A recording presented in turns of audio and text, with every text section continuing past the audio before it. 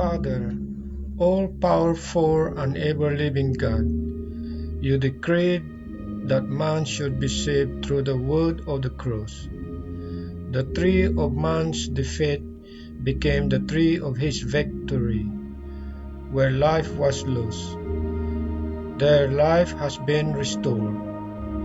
Hear our prayers for your suffering church, and if it is according to your will, break the chains of your imprisoned people, so that both the persecuted and the persecutors may serve you in peace and freedom. Through Christ our Lord.